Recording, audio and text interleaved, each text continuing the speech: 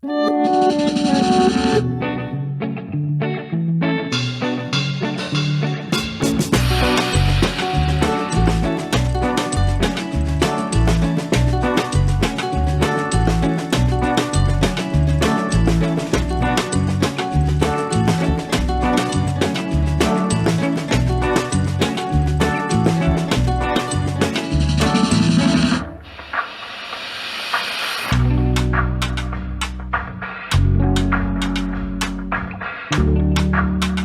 may be how he got interested in cruising.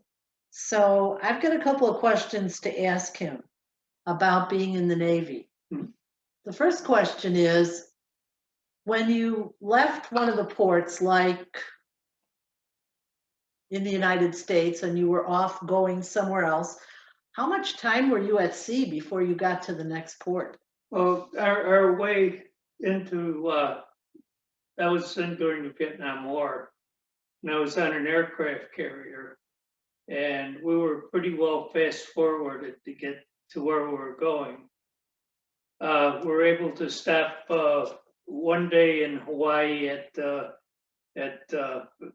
Pearl Harbor Naval Base.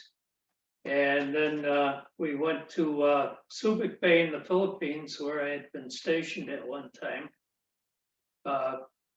for a day. And then it was right to the Tonkin Gulf, where we sat for probably 120 days at a lick. And then we'd go into port for one day. And then we'd go right back out to sea. So we wouldn't spend much time. So what kind of an aircraft carrier were you on? What was the name of it? It was the USS Bonhomme Richard, and it was a old diesel-powered World War II aircraft carrier. Was a full service that carried jets and helicopters and just reciprocal engine type aircraft to fight the war. We flew mostly 24 hours a day off the Tonkin Gulf, where we'd have air operations going on. So what was it like when you were in a bad storm? Were you ever in a really bad storm? We were in a typhoon one time, and a great big aircraft carrier almost dipped to the side. It went kind of like this, and our flight deck was definitely underwater, and it came up luckily, or we would have probably lost all aboard at that time. It was kind of scary. But other than that time with the typhoon, most of the time it was pretty calm water. And Not always. what did you like most about being out at sea? I just love the motion of the ocean, as they say. The serenity when we were not in operation. If we were like going out to a port or something, or to getting away from the war zone, the flight deck would be empty at night, and I used to love to go up and lay on the flight deck and watch the stars and watch the ocean, and just the beauty of it was just unbelievable. That's why I really, even before that, when I was a kid, I mentioned one time I was in the Sea Scouts for 4 years, and we used to operate on Lake Michigan. We had a small old Navy subchaser that we used to go back and forth to Mackinac Island from Chicago, from Navy Pier, and operate from there. And that really gave my excitement to the water, and how much I love the water, and how much I love being on the water. And I think that kind of sums that up. Yeah, for sure. Well, you have a real interesting shirt on here today. Oh, yeah. And it's about things that you do in your spare time. And the first thing on there is go cruising, which you haven't been able to do in a while. Oh, so sad. But the next one in the center of the shirt is watch cruising. So have you been watching a lot of YouTube videos about Oh, cruising? definitely. Other than ours, there's a myriad of them out there, and I watch all the others. It's not competition. All of us have the love of cruising. Might be on other lines other than Royal Caribbean, but we all love to be at sea. We all love the fun of a cruise. A cruise is just a marvelous thing to be in. The next picture is about researching cruising. So do you do a lot of researching before you plan a cruise? And how do you do that? Well, usually it's time of year. I always like to do it as much as I can in winter. I also say, gee, have I ever been to this port before? Is this a port I've never been to? I love exploring. I love going to other places, meeting other people. I think I learned that when I was in the service. I spent off and on 6 years in the Philippines, and we'd go back and forth from that base to our base in Vietnam. I was an instructor for, I'll just say I was an instructor, and I worked with the Marine Corps at the front. And if you ever notice me in my tuxedo pictures, I always wore my military ribbons. I was very proud of my service. Unfortunately, I'm 100% disabled veteran from it. I was hit with Agent Orange quite a bit. And then we're always having aircraft come in with Agent Orange dripping all over it on the aircraft carriers. So I guess I got quite a few doses of it that have kind of caused a lot of health problems for me over the years. But I'm doing okay now. And like I said the last time I talked about it, I can cruise again and I feel good about it. And that's wonderful. So the next thing on your shirt is you love to talk about cruising. And obviously that's something you're doing even right now. I never shut my mouth about it. When do I go to sea again? Oh, 18 more days. Yeah. And then the second to the last picture on your shirt is think about cruising. And I have a feeling you do that almost all day long. Constantly, constantly. You say sometimes to me, why aren't you paying attention? Honey, I'm thinking about cruise. And the last thing is my favorite, actually, because I know you do this. You dream about cruising, and you have a recurring dream about cruising. And what I think you ought to tell everybody a brief synopsis of that dream that you have on a regular basis as we get closer and closer to going on a trip. This might sound a little crazy to everybody, but I'm sure everybody else has recurring dreams. But about 30 days before we go cruising, I get this dream. And we live on a river and we have a pier.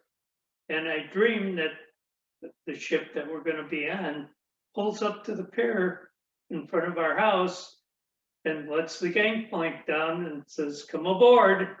And it's honestly a dream that I have. And it kind of comes back every couple nights before we go cruising. And I've had the dream. So we're going to go, I know for sure. Yeah, I think you're right. I believe multiple signs are all pointing in that direction. We cruised for the first time on the Nordic Prince, Mm-hmm. and there's a couple of interesting things about that ship. Yeah. Not just where we went, but where where we were on the ship and things that happened on the ship. And what do you recall most about that trip on the Nordic Prince? Well, it was the final cruise before they were going to take it back to Norway. So, of course, they were giving everything away on the ship. It was unbelievable. I came home with the keys to the door, because in those days we had keys. We didn't have the wonderful sea pass that we have today. Why were they taking it back to Norway? They were taking it to cut it in half and stretch it about double the size. And we never sailed on her again, but we're in Ocho Rios on vacation back probably the late 1980s, mid 1980s. And we hear this toot, toot, toot out there. And that sounds like a cruise ship. Let's look.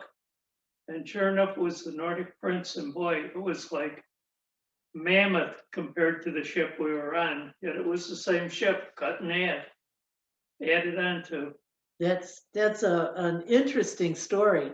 And there were some well-known people in the Royal Caribbean family that worked for Royal Caribbean who actually sailed on that ship. How did we find out about that? Well, at the 50th anniversary, and actually beforehand, I had the Nordic Prince shirt on, probably about 15 years ago. Well, maybe that was on the Oasis, It might have been on the Oasis. the That inaugural. was the inaugural, that's right, the inaugural cruise, and Ken Rush was aboard. And Ken Rush came up to me and he said, Nordic Prince, oh my God, I started out as the bingo caller on that ship. So he was all happy about that because I had that shirt on. We had a long talk about, being aboard the ship and, when was I aboard, blah, blah, blah. And then we were on the 50th anniversary cruise Birthday cruise, yeah. in 1919 or 2019. Boy, am I old. 2019. And On the symphony. on the Symphony of the Seas. And they had a thing about any memorabilia you have from years back from Royal Caribbean. And Bring it to the, Michael Bailey had people come on the stage with their memorabilia. They had to stand around on a bunch of tables in a big U shape. And he came around to me and he looked at all these other things, and it was Song of Norway and all the other old ships that they had. And then he said, Nordic Prince. Oh my God, Nordic Prince. Let me tell you a story, as he said with his eloquent English accent. He says, I served as purser, assistant purser on the Nordic Prince when I first started working for Royal Caribbean. And I worked on Nordic Prince for some years. And that was my start with the company. And now he's the president of Royal Caribbean. he was really amazed Yeah. that you had that shirt. Yeah. I haven't seen that shirt in years. He had all kinds of crazy. And he things said, oh, to it's the say. old layout. He was, Yeah, he was talking about that shirt had a diagram of all the decks on the back of the shirt and where everything was on the ship. Too bad they don't have other memorabilia from that ship. We had a couple of things that we were allowed to take off if you look in the because corner there's a plaque from the pictures that came with Nordic Prince. And we have the certificate there on the wall from us winning we won the talent contest, second place or third place. All of our neighbors who went together on that cruise was our first cruise, and we all did it together. And well, we they had went as a box of crayons. I have a picture of it somewhere. Might be in there. No, it's to the other side. Anyhow, there was a picture of all of us dressed as crayons and just having a wonderful time, and we won a prize. And we also each got a nice trophy with it too, which I have back there somewhere. I think it's back there in the corner with the Swizzy sticks in it. But so well, it's pretty soon we're going on our next cruise. And we're getting ready. We're thinking about all the rules we're going to have to follow, and we're looking forward very much to going to Alaska on Ovation of the Seas. So we will be bringing you some more information about that as we progress towards that date. Mhm. And in the meantime, Dennis has something he wants to tell you. Well, first of all, I'm very excited about going cruising soon. I want to remind you that we will be going, if not live, we will be trying to send out tours of the ship, uh, and also interviews with some of the crew. We know quite a bit of crew aboard. And most of all, I want to remind you all, smooth sailing and happy traveling. Thank you. Don't forget, subscribe and push the reminder, ring the bell, and thumbs up.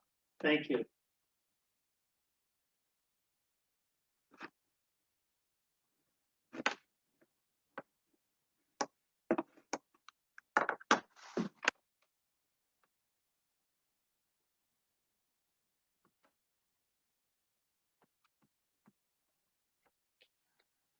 You'll have to do it.